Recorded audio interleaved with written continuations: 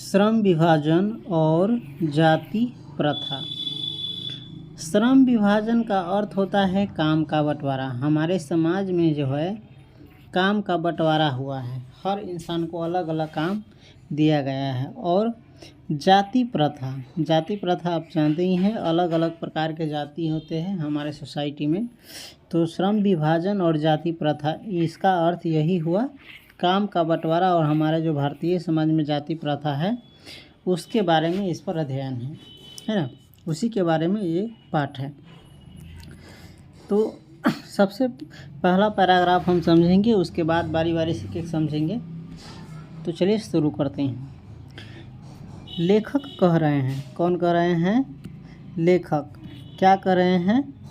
यह विडंबना की ही बात है, यह विडंबना की ही बात है कि इस युग में भी जातिवाद के पोषकों की कमी नहीं है।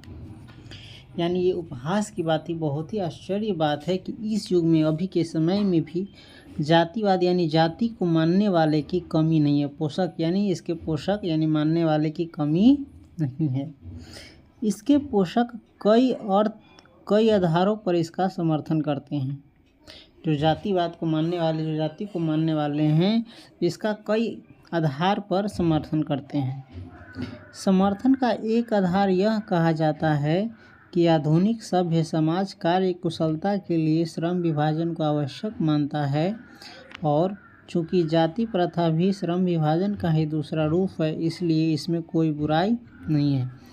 जाति को जो मानने वाले हैं वे क्या कहते हैं कि आधुनिक सभ्य समाज, अभी का जो सभ्य समाज है, वो कार्य कुशलता के लिए यानी किसी व्यक्ति को अच्छे से किसी काम को करने आने के लिए श्रम विभाजन यानी काम का बंटवारा क्या है? आवश्यक है। और चूंकि वे समझते हैं कि जाति प्रथा भी श्रम विभाजन का ही दूसरा रूप है, यानी जाति प्रथा भी एक प्रकार से काम के बंटवारा का ही दूसरा रूप है, इसलिए इसमें कोई बुराई नहीं है। जातिवाद के मानने वाले कहते हैं कि जाति प्रथा में कोई बुराई नहीं है।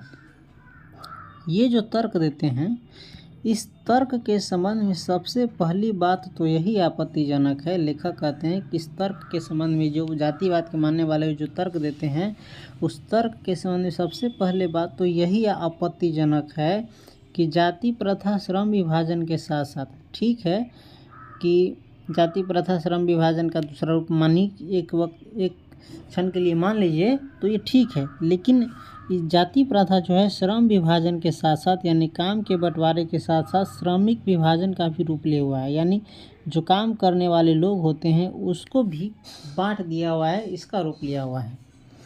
श्रम विभाजन, लेखक कहते हैं, श्रम विभाजन निश्चय ही यानी काम का बंटवारा निश्चय ही, अवश्य ही सभ्य समाज की आवश्यकता है ना। सभ्य समाज की क्या है? आवश्यकता है कि हर व्यक्ति को अलग अलग प्रकार का काम मिले।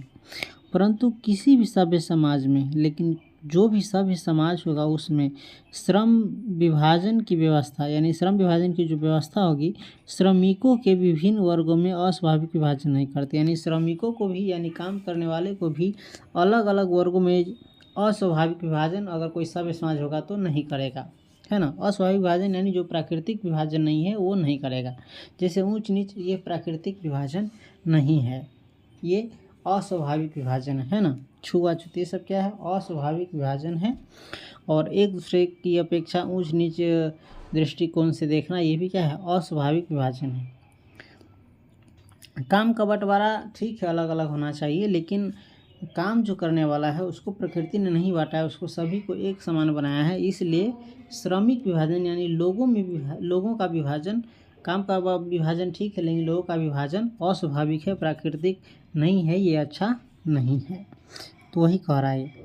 भारत की जो जाति प्रथा है उसकी एक और विशेषता यानी कहने का मतलब अच्छाई नहीं, खराबी यह है कि यह श्रमिकों का अस्वाभाविक विभाजन ही नहीं करती। यह श्रमिकों का जो है यानी काम करने वाले का अस्वाभाविक विभाजन ही नहीं करता है, बल्कि विभाजित वर्गों को, जो अलग अलग वर्ग बनाए गए हैं काम करने वाले को, उसको एक दूसरे की अपेक्षा ऊंच नीच भी करार दे देती है। जो हम आपको पहले कहे हैं, जो कि विश्व के किसी भी समाज में नहीं पाया जाता। ऐसा जो है विश्व के किसी भी समाज में नहीं पाया जाता है कि काम कोई काम करने वाले को छोटा या बड़ा समझा जाए, ऊंच या नीच समझा जाए, ये विश्व के किसी भी देश में पाया नहीं जाता है ना। तो इस प्रकार से आपने पहला पैराग्राफ देखा। उसके बाद है जाति प्रथा को यदि श्रम विभाजन मान लिया जाए, ठीक है, दूसरा तर्क, यदि जाति प्रथा को श्रम विभाजन मान लिया जाए तो यह स्वाभाविक विभाजन नहीं है। यदि जाति प्रथा को श्रम विभाजन मान लिया जाएगा कि जातीय प्रथा श्रम विभाजन है, ये मान लिया जाए तो यह अस्वाभाविक विभाजन नहीं है, क्योंकि यह मनुष्य की रुचि पर आधारित नहीं है। जाति प्रथा को यदि श्रम विभाजन मान लिया जाए कि जाति अलग है तो काम अलग है, यही मान लिया जाए तो यह स्वाभाविक विभाजन नहीं है, क्योंकि यह मनुष्य की रुचि पर आधारित नहीं है। अगर जाति में कोई जन्मा है, उस व्यक्ति को क्या रुचि है, सबकी रुचि अलग अलग होती है। जाति के आधार पर कोई ज़रूरी नहीं है कि उस जाति में जन्म लिया है तो उसको उसी जाति के अनुसार उस काम में रुचि मिले, अच्छा लगे। तो ये क्या है, स्वाभाविक विभाजन नहीं है। कुशल व्यक्ति यानी कुशल व्यक्ति या सक्षम श्रमिक समाज का निर्माण करने के लिए, यानी समाज में कुशल व्यक्ति, किसी काम को दक्षता से करने वाले ऐसे व्यक्ति का, और सक्षम जिसमें किसी काम करने की क्षमता हो, ऐसा श्रमिक समाज निर्माण करने के लिए यह आवश्यक है कि हम व्यक्तियों की क्षमता इस सीमा तक विकसित करें जिससे वह अपने पेशा या कार्य का चुनाव स्वयं कर सकते हैं। यानी हर व्यक्ति में हम वो क्षमता विकसित करें, है ना, इस सीमा तक विकसित करें कि वह अपने काम या पेशा या कार्य का चुनाव खुद कर सके, जाति प्रथा के द्वारा उस पर थोपा नहीं जाए। इस सिद्धांत के विपरीत जाति प्रथा का दूषित सिद्धांत है। ऐसा खुद उसको करने यानी खुद से चुनने का आदि होना चाहिए, जिससे वह स्वयं किसी काम को चुन सके। इसके उलट क्या है, इस सिद्धांत के उल्टा विपरीत हैं। जाति प्रथा का एक और दूषित सिद्धांत क्या है कि इससे मनुष्य के प्रशिक्षण अथवा उसकी निजी क्षमता का विचार किए बिना, इससे जाति प्रथा से क्या है, मनुष्य के प्रशिक्षण यानी उसको ऐसा ट्रेनिंग दिया गया कि नहीं, या उसकी निजी क्षमता कितना है इसका विचार किए बिना ही, निजी क्षमता कैसी है इसका विचार किए बिना ही दूसरे ही दृष्टिकोण यानी दूसरे ही नज़रिए, जैसे माता पिता या जाति प्रथा के सामाजिक स्तर के अनुसार पहले से ही, अर्थात गर्भधारण के समय से ही मनुष्य का पेशा निर्धारित कर दिया जाता है। समझ गए दूसरा।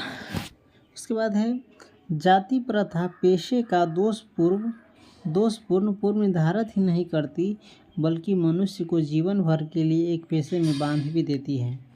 जाति प्रथा एक तो पेशे का दोष पूर्व निर्धारण नहीं करती, एक तो गलती करता है कि पहले ही निर्धारित कर दिया कि उसको क्या काम करना है गर्भ के समय से ही।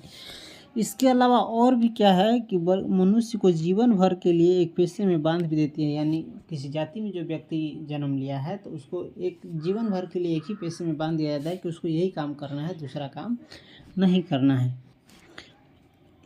भले ही पेशा अनुपयुक्त या अपर्याप्त होने के कारण वो भूखों मर जाए, भले ही पेशा क्या हो, यदि अनुपयुक्त हो चाहे अपर्याप्त हो, जिससे उसका जीवन चलने वाला नहीं हो, इसके कारण वो भूखों मर जाए, लेकिन उसको दूसरा काम करने की आज़ादी नहीं दी गई है। तो ये क्या है, जाति प्रथा का दूषित सिद्धांत है ना। अभी के नज़रिए से नहीं देखिएगा, अभी लगभग 100 वर्ष पहले चले जाए तब आपको अनुभव होगा। अभी तो है थोड़ा बहुत सुधार हुआ है, जिसको जो मन होता है वो काम करता है, अपना अधिकार से भी जानता है ना। फिर भी अभी भी इसमें खराबी है जाति प्रथा में। आधुनिक युग में यानी अभी के समय में यह स्थिति प्रायः आती है, यानी इस अभी के समय में यह स्थिति प्रायः आती है क्योंकि उद्योग धंधों की प्रक्रिया व तकनीक में निरंतर विकास और कभी कभी अकस्मात परिवर्तन हो जाता है, जिसके कारण मनुष्य को अपना पेशा बदलने की आवश्यकता पड़ सकती है। और यदि प्रतिकूल परिस्थितियों में भी मनुष्य को अपना पेशा बदलने की स्वतंत्रता न हो तो इसके लिए भूखों मरने के अलावा क्या चारा रह जाता है। अभी के समय में क्या है, यह समय प्रायः आता है क्योंकि अभी का समय है उद्योग धंधा और तकनीक का, तो उसमें निरंतर विकास होता है और कभी कभी अचानक परिवर्तन हो जाता है, बदलाव हो जाता है, जिसके कारण मनुष्य को क्या करना पड़ता है, अपना पेशा बदलने की ज़रूरत होती है। और इसी कठिन परिस्थिति में भी, बिल्कुल उलट परिस्थिति में भी मनुष्य को अपना पेशा बदलने की स्वतंत्रता न हो, जो कि जाति प्रथा में हो, तो इसके लिए क्या है, भूखों मरने के अलावा कोई चारा नहीं रह जाता है। जैसे अभी देख लीजिए, मज़दूर का काम क्या है, डोजर छीन लिया हुआ है ना, तो मज़दूर को यदि काम बदलने की आज़ादी नहीं हो तो वो क्या करेगा, भूखों मरेगा। तो ये सब क्या है, जाति प्रथा का दूसरी सिद्धांत है। हिंदू धर्म की जाति प्रथा यानी हिंदू जो धर्म है उसकी जाति प्रथा किसी भी व्यक्ति को ऐसा पेशा चुनने की अनुमति नहीं देती है जो उनका पैतृक पेशा न हो, भले ही वह उसमें पारंगत हो। हिंदू धर्म की जो जाति प्रथा है किसी भी आदमी को ऐसा कार्य चुनने की अनुमति नहीं देता है जो उनका पैतृक नहीं हो यानी बपौती नहीं हो, पहले उनके दादा परदादा जो न करते हो वैसा काम करने की आज़ादी नहीं देता है। भले ही वो किसी काम को अच्छे से करना जानता है, पारंगत हो, निपुण हो, फिर भी वो काम करने नहीं दिया जाता है। इस प्रकार पेशा परिवर्तन की अनुमति न देकर पेशा परिवर्तन यानी काम दूसरा करने की परिवर्तन की अनुमति न देकर के जाति प्रथा क्या है, भारत में बेरोजगारी का एक प्रमुख और प्रत्यक्ष कारण बनी हुई है। जब व्यक्ति को दूसरा काम करने की आज़ादी ही नहीं देगा और जो काम वो करने वाला है वो काम ख़त्म हो गया या उससे इनकम नहीं है तो क्या होगा, बेरोजगारी ही तो होगा, है ना। तो यही क्या है, इस प्रकार पेशा परिवर्तन की अनुमति न देकर क्या है, जाति प्रथा जो है भारत में बेरोजगारी का एक प्रमुख और प्रत्यक्ष कारण बनी हुई है। इस प्रकार से आपने 3 पैराग्राफ देखा। उसके बाद हम अगले पैराग्राफ देखते हैं, लेकिन इससे पहले थोड़ा सा रेस्ट लेते हैं।